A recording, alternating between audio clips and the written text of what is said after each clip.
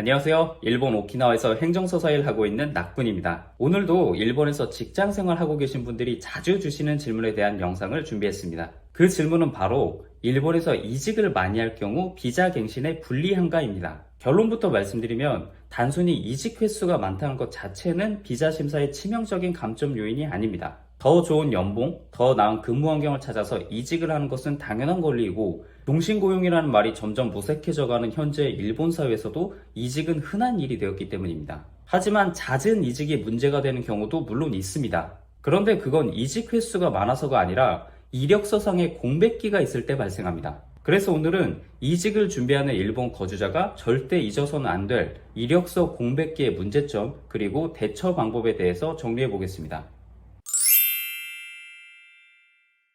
가장 먼저 꼭 기억해야 하는 내용이 있습니다. 여러분이 소지하고 계신 취업비자를 유지하기 위한 대전제는 일본 내 기관, 그러니까 회사죠. 여기와 계약을 맺고 해당 활동을 하고 있을 것입니다. 그렇기 때문에 회사와 계약이 종료된 순간 비자의 명분이 사라지게 되는 것입니다.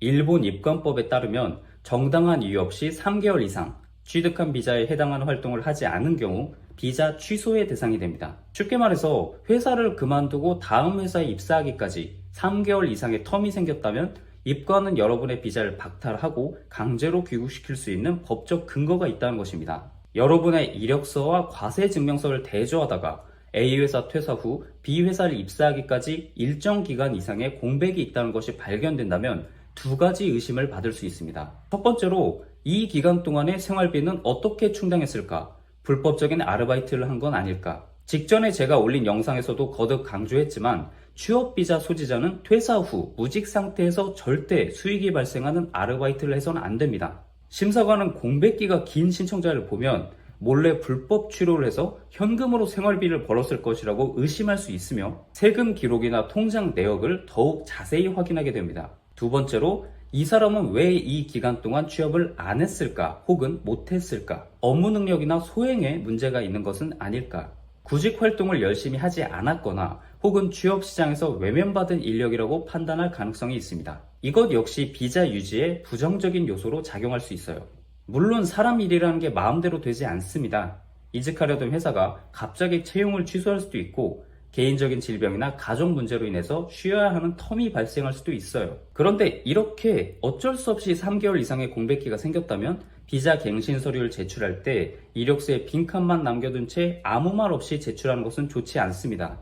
심사관은 여러분의 사정을 서류로만 확인할 수 있기 때문이에요. 그렇기 때문에 저는 회사 그만두고 여행이나 다니면서 놀고 먹은 것이 아닙니다. 이 기간 동안 정당한 사유가 있었어요. 이것을 객관적인 증거로 입증해야 합니다. 만약 질병으로 인한 휴식이었다면 반드시 해당 기간 동안 병원에서 치료를 받았다는 진단서, 통원 기록을 첨부해야 합니다. 순수하게 구직 활동이 길어진 것이라면 일본의 공공직업안정소인 헬로워크에 방문해 받았던 접수증, 수많은 회사에 이력서를 넣고 면접을 봤다는 것을 증명할 수 있는 이메일 내역, 불합격 통지서 등도 캡처해서 정리해두는 것이 좋습니다. 이러한 적극적인 소명 자료가 덧붙여졌을 때 비로소 정당한 사유가 있었음을 주장할 수 있습니다. 마지막으로 제가 가장 추천하는 이직 방법에 대해서 설명하겠습니다. 너무나도 당연하지만 현재 다니고 있는 회사에서 월급을 받으며 이직 활동을 하고 다음 회사를 확정 짓고 퇴사와 입사를 거의 동시에 진행하는 것입니다. 냉정하게 들린다는 걸 충분히 알고 있지만 안정적인 비자를 얻기 전까지는 일을 쉬겠다는 생각은 하지 않는 것이 좋습니다. 소속 기관이 사라진 외국인의 신분은 여러분이 생각하는 것보다 훨씬 불안정합니다. 그리고 공백기가 하루하루 길어질수록 멘탈은 약해지고 쫓기듯이 아무 회사나 들어가게 되는 악순환에 빠지기 쉽습니다. 지금까지의 내용을 정리해 보겠습니다. 회사를 2번, 3번 옮겼다고 해서 무작정 불이익이 있는 것은 아닙니다. 그 이직이 스킬업, 연봉 상승을 위한 긍정적인 스텝업이라면 더욱더 문제가 되지 않습니다. 하지만 아무런 해명도 뚜렷한 목적도 없이 방치된 이력서의 텅 빈 공간은 여러분의 체류 자격을 밑바닥부터 흔들 수 있는 아주 치명적인 리스크입니다. 이직을 계획 중이시라면 반드시 공백기를 최소화하는 플랜을 최우선으로 세우시길 바랍니다. 오늘 영상은 여기까지입니다. 매주 토요일 20시부터 진행한 라이브 방송에서 질의응답 진행하고 있고 인스타를 통해서 1대1 상담도 받고 있습니다. 오늘도 시청해주셔서 감사합니다.